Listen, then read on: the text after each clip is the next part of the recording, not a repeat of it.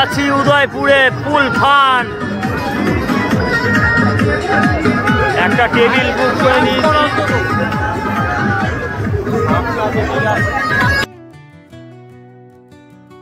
যা অবস্থা, তাতে ট্রেনটিকে ভরসা করা গেল না। পড়তো 5 ঘন্টা থেকে 6 ঘন্টা লেট। তাই সময়ের গুরুত্ব দিয়ে চলে এলাম এসবিএসটিসির বাস স্ট্যান্ডে। আগে থেকেই রেড বাসে বুক করেছিলাম এই এসবিএসটিসি বাস, আর তাম্রলিপ্ত এক্সপ্রেসের টিকিটটাকে করে দিয়েছিলাম ক্যান্সেল। এখান থেকেই আমাদের জার্নি শুরু হলো WSTC।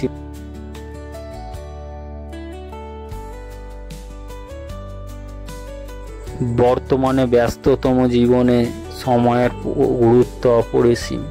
তাই 5 ঘন্টা আগে পৌঁছানো মানে 5 ঘন্টা অতিরিক্ত সময় এনজয় করা যায়।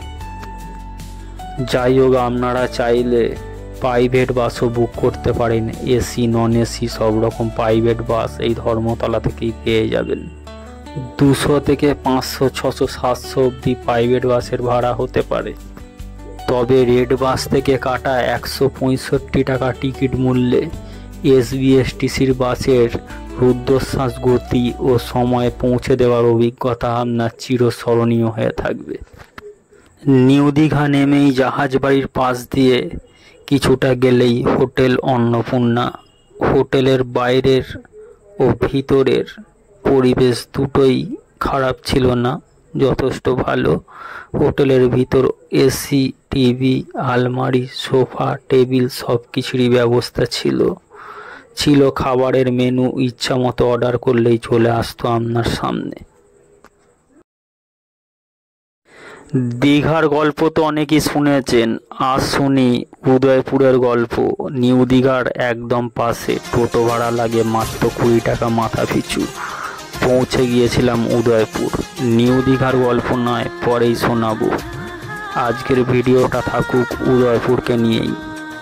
বাঙালির হাতের নাগালেই এত সুন্দর প্রাকৃতিক পরিবেশে যে সমুদ্র উপকূল অবস্থিত, সেটা উদয়পুর না গেলে বোঝাই যাবে না। এখানে কিন্তু মদ ওপেন অ্যালাউ, তাই ফ্যামিলি নিয়ে যাওয়ার আগে একটু ভেবে যাই ভালো। তবে যতটা ব্যাড রেপুটেশন শুনেছিলাম, এসে দেখলাম ততটাও নয়। অনেক ফ্যামিলি মেম্বাররা এখানে সমুদ্রের ঢেউ উপভোগ করছেন। অনেক দূর অবধি গেলেও কিন্তু এক কোমরই জল থাকে, যা স্নানের পক্ষে খুবই আনন্দদায়ক। চেনা জায়গায় বিশেষ করে জলেতে সতর্ক থাকাটাই বাঞ্ছনীয়। তাই বেশি দূর নয়, অল্প জলের মধ্যেই নিরাপদে। ভোলা পমফ্রেট চিংড়ির সাথে যদি শরীরটা একটু দলাই মলাই করে ম্যাসেজ করে নেওয়া যায়, তাও আবার 100 টাকার বিনিময়ে, তাও খারাপ কি? উদয়পুরে এসে সমুদ্রে চান করব না, সেটা কি হতে পারে?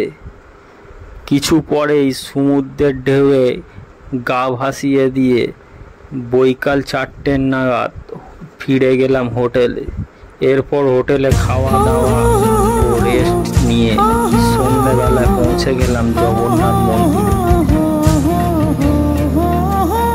বলা বাহুল্য, মন্দির ও তার আশেপাশের এলাকা সংলগ্ন যেসব রাস্তাঘাট, সেগুলো প্রশংসা না করে আপনি থাকতে পারবেন না। সবকিছুই ছিল মনোমুগ্ধকর।